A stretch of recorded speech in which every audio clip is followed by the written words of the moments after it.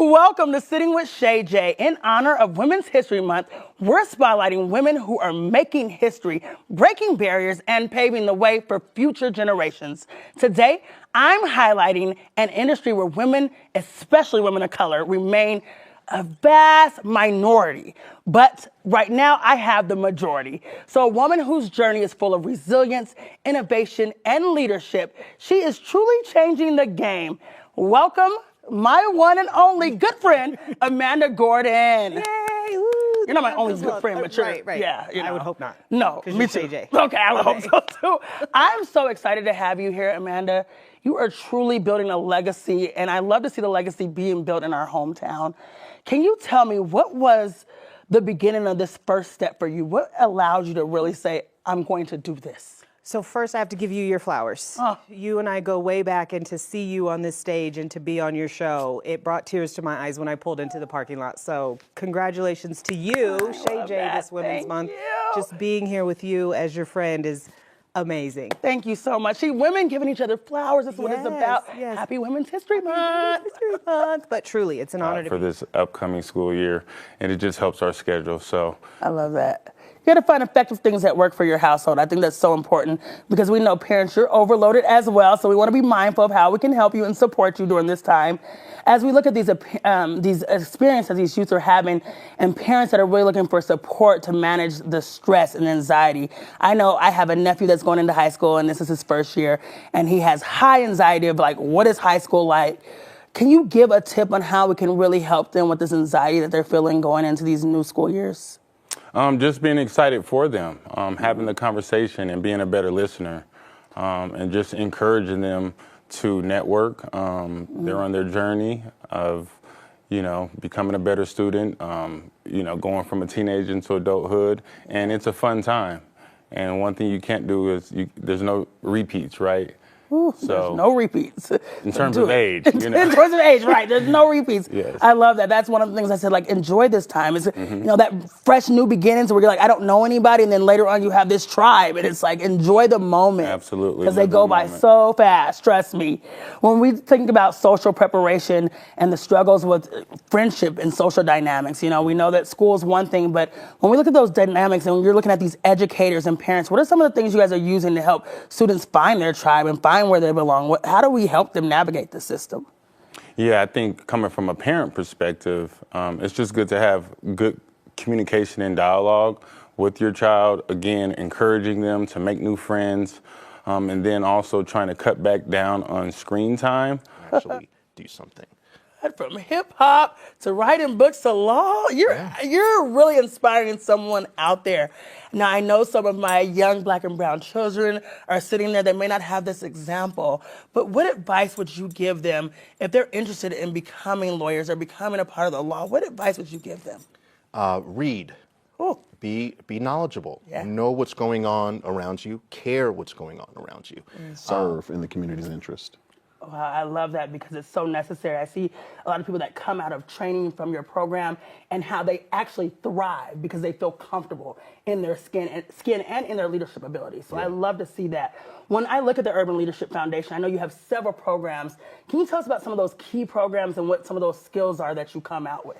Yeah, our marquee program is our ULF Connect program. It's a 10-month leadership development program where we take 30 to 40 participants on this 10-month journey. They get about 30 sessions, and we're focusing on interpersonal leadership. We're focusing on mental wellness and mental. Still connected with the folks that they have connected with years prior. So it's an ongoing thing, and watching the confidence of these kids, I can talk for hours on them. I really hold a special place for when a youth is able to be the fullest version of them. When they're able to be poured into to say, I can show up authentically and not be ashamed of that. So you helping these students along the way doing this. It's nonprofit world. I appreciate you saying that. When we think about really recognizing the contributions of Latinas, sometimes I feel like people discredit why that's so important. Can we talk a little bit about why that is critical? Yes, let's do it. I think there's this misconception that women of color, in this case Latinas, that we're just coming into these spaces, that we are just becoming, CEOs, we're just becoming presidents, and history is that's not true. Not at all. We have been here, and we need to continue to highlight. And in high school, but like, look at this and look at where it's going to lead you. And here's different organizations and programs you can get connected into that'll help you get there faster and further and smoother, right? Because hey, life is a rough road, and so if we can get there a lot, floating like a Cadillac, it'd be a lot easier.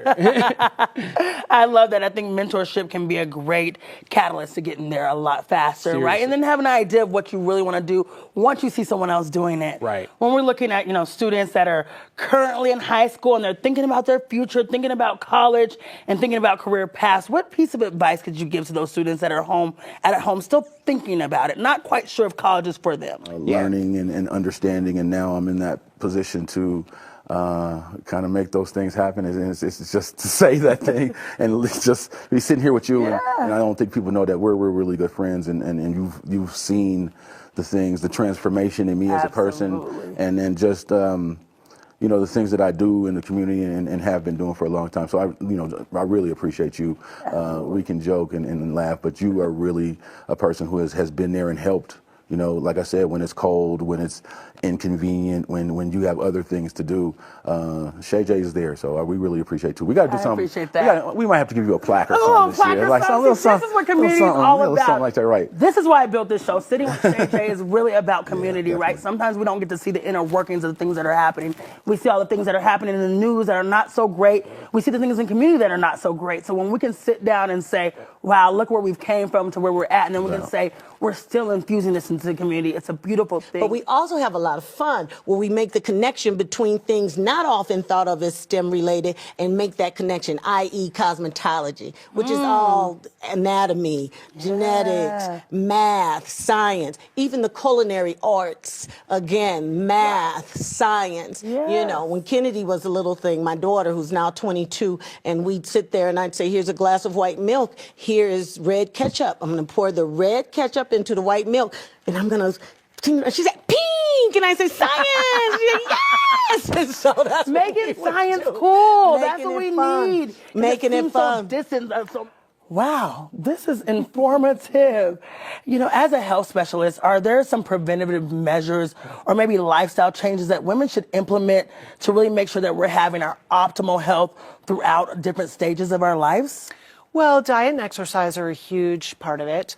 You want to maintain a healthy weight. You certainly don't want to smoke. And then exercise is really, really good. Exercise is really good for our brains, for our mental well-being. It's good for women's bones. We're at risk for developing,